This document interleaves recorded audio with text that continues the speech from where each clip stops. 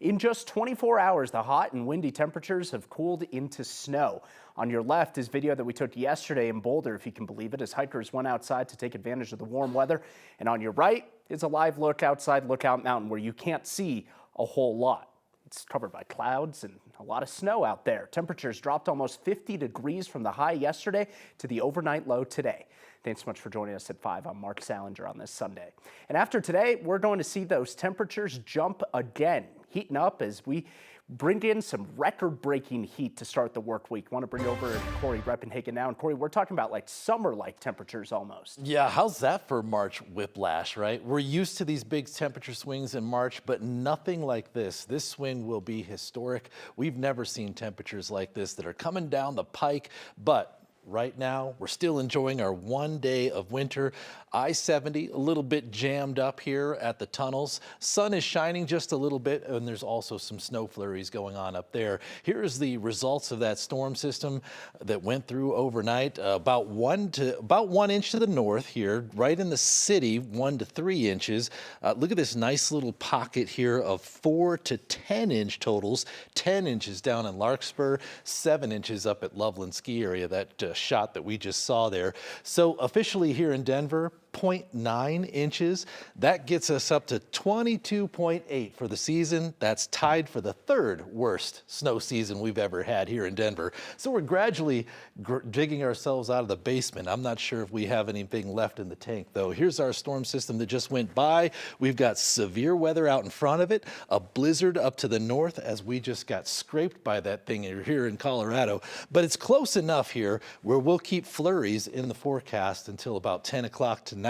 As you can see, those things just kind of wandering through there, and then we'll gradually warm things up. I've got to talk about some 80-degree weather coming up in the forecast. Corey, thank you. So up in Boulder, parks and trails saw two extremes over the course of 24 hours. On one side, you had trails that were closed yesterday for fire danger. Then today, people are carrying all their snow gear going on hikes. 9 News reporter Janelle Finch was there. Snow, unfortunately, has been a rare sight this winter, so much so people are more inclined to hit Boulder trails, especially knowing the snow won't be here for long. Scenes of snow may lead to staying inside. It did the opposite for Jorge Rocatagliata. Yes, pretty much. He trekked up to the National Center for Atmospheric Research to put his eyes on an abnormal sight for this Colorado winter. Just the beauty of the snow. It's so rare these days, and it's good to go out and appreciate it. Trails covered in snow today were closed for fire danger yesterday. Boulder County closed parks and open spaces west of Highway 36 for wind and fire potential. Rocatagliata says he hiked Friday in much less gear than what today's hike required. Oh yeah, well this one I got winter weather for sure. I've got warm fleeces and things. In as little as 48 hours, he could be back on trails in lighter layers. Brisk, cold winter weather, which I think is going to disappear in a couple days. Rocatagliata has lived in Boulder since 1992 and doesn't remember a winter like this. No, it's very strange.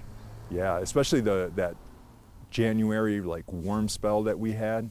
My goodness. He's gained a newfound appreciation for snow now that he's seen how close Colorado could get to a season without it. I used to hate the winters and love the summers, and now it's reversed. I mean, not nearly as pretty.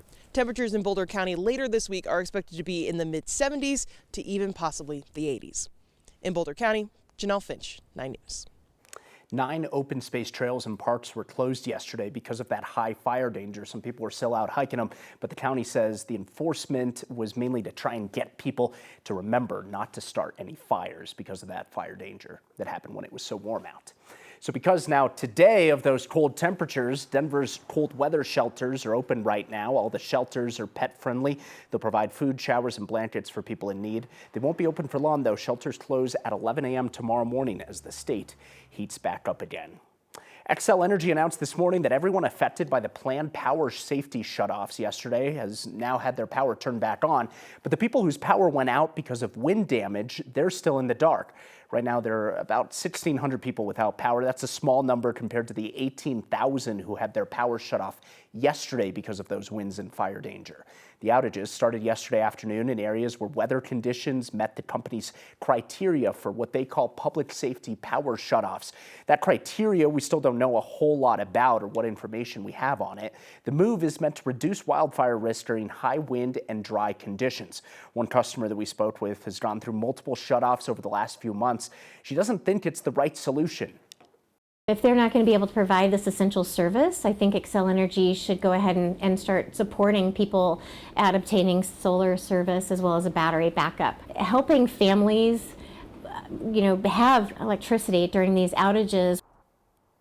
In a statement to 9 News, Xcel said they understand some of their customers' frustration.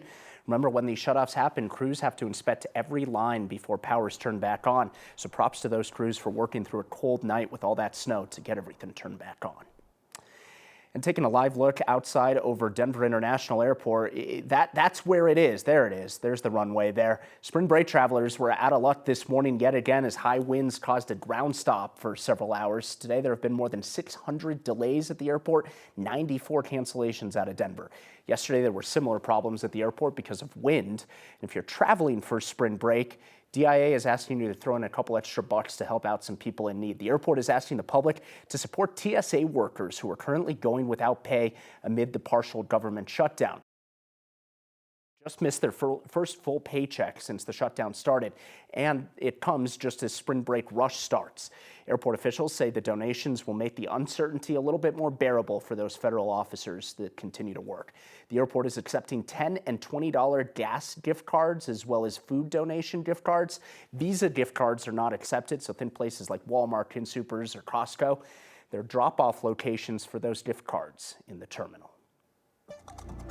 Up in northern Colorado, thousands of workers at one of the largest meatpacking plants in the country are preparing to go on strike tomorrow morning in Greeley. JBS says if the strike shuts down their plant, they'll just move production to another location. Here's what that might look like. The JBS plant in Greeley is massive. Big for the economy, for food supply, and for jobs. For people like Leticia and Bienvenu. It's very hard to work over there. It's very, very hard. Both are union representatives working at one of the largest meatpacking plants in the country. Now, they're going on strike. They want to speak up and show them that they're worth more than just the meat that they're cutting or the cows that they're killing. The UFCW Local 7 union notified JBS the strike will start on Monday at 5:30 a.m.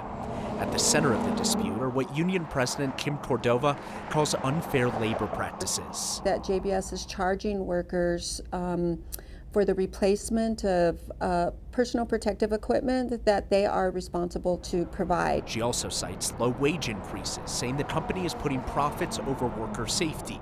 JBS disputes those claims, saying they've offered adequate raises and a fair deal that the union won't let their members vote on. And workers that are on the team have evaluated the company's offer and they have rejected the offer. JBS says if the strike moves forward, they'll move beef production to other plants where there is excess processing capacity until the strike is over. Kim is preparing for a fight. Our members are prepared. They voted to strike and we're ready to take on this fight. The union says 99% of their members voted to strike. It's better to speak up. You get what I mean? Now we'll see if the two sides reach a deal before Monday. It's giving the people an opportunity to speak up and stand for what they feel is right. It doesn't look like they will reach a deal before Monday. They go on strike at 5:30 tomorrow morning. Workers at JBS in Greeley are also in the middle of a separate years-long lawsuit involving allegations of human trafficking through TikTok. Employees say they were recruited over social media from the countries of Haiti and Benin in West Africa to come work for JBS in Greeley. Once they arrived here in Colorado, they alleged that they lived in awful conditions and were forced to pay hundreds of dollars to their recruiter. That lawsuit is ongoing, as now nearly 4,000 workers will strike tomorrow. There will be a new update this week in an awful case of funeral homeowners storing bodies in the wrong way. Tomorrow morning, Carrie Halford will be sentenced in her federal case related to a felony charge of conspiracy to commit wire fraud. Carey also faces state charges related to improperly storing nearly 200 bodies and sending families fake ashes from 2019 to 2023. That sentencing is set for next month on that case, April 24th. Under her plea agreement, she faces between 25 and 35 years in prison. Her husband, John Halford, was sentenced to 20 years in prison for wire fraud and got an additional 40 years for corpse abuse.